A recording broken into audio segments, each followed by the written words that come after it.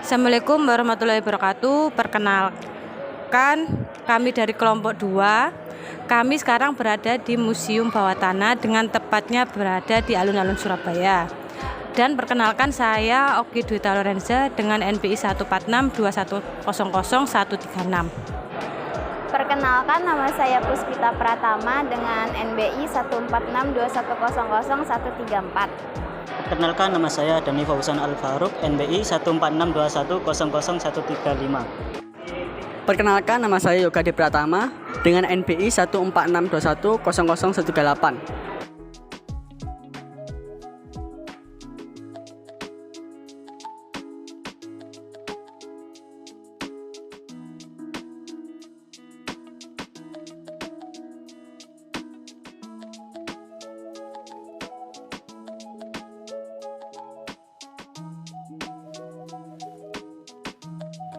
Pada tahun 2021, kota Surabaya mendadak viral melalui media sosial.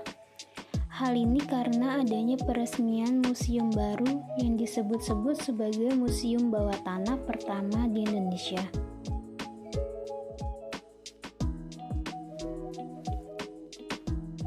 Museum yang diisi dengan hasil karya indah seniman Surabaya ini memiliki interior yang indah dan fasilitas modern yang mewah.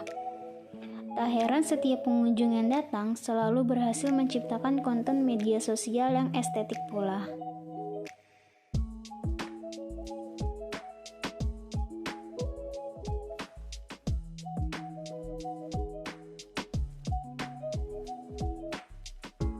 Museum Bawah Tanah Alun-Alun Surabaya juga menyuguhkan berbagai barang antik yang memiliki nilai sejarah yang tinggi.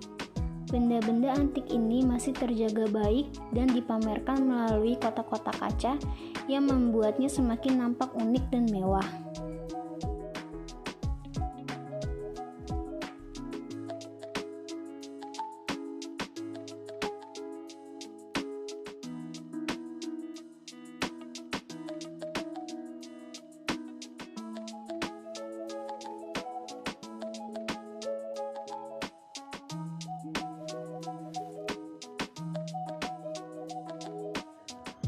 Museum Bawah Tanah ini merupakan salah satu bagian dari generasi penerus yang berpotensi untuk mewarisi nilai-nilai leluhur budaya bangsa untuk kemudian meneruskan kepada generasi muda yang lain. Sebab di dalam jiwa seorang pemuda tertanam semangat patriotisme serta memiliki kepedulian yang tinggi terhadap lingkungannya. Museum ini sebenarnya bukan hanya untuk menunjang terselenggaraannya pendidikan, melainkan bagian penting dalam pendidikan itu sendiri. Dalam awal sejarah museum tersebut berkaitan dengan erat nuansa ilmu pengetahuan bagi seseorang yang secara sadar berkunjung ke museum. Dengan mengunjungi museum, seorang akan belajar dan menambah pengetahuannya, terutama yang berkenan dengan benda-benda yang dikoleksi dalam museum tersebut. Seseorang pengunjung dapat mengetahui perkembangan peradaban pada suatu masa di suatu daerah atau perkembangan peradaban secara mutakhir lewat koleksi museum. Ilmu-ilmu yang berkepentingan dengan koleksi museum antaranya yaitu patung-patung yang berada di dalam museum tersebut.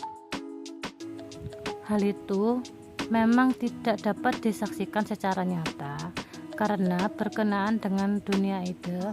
Pertama adalah adanya akumulasi pengetahuan yang diterima oleh siswa. Dan hal yang kedua adalah rasa patriotisme, kejuangan, dan kesadaran berbangsa yang lebih tebal.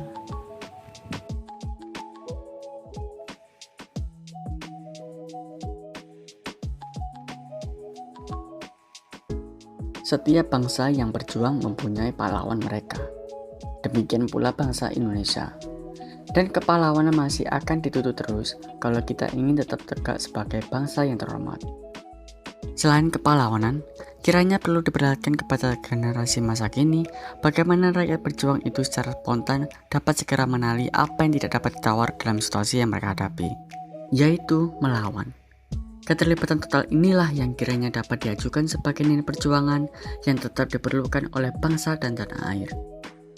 Dengan prestasi seperti itu, maka Museum Perjuangan dapat menunjukkan bahwa kemerdekaan yang dinikmati generasi sekarang diperoleh karena ada generasi di masa lalu yang dengan keterlibatan total tanpa memperhitungkan resiko tidak mau menerima alternatif lain, kecuali merdeka 100%. Dengan dasar ini, Museum Perjuangan dapat memainkan peranan penting dan langsung dalam pembentukan generasi pejuang.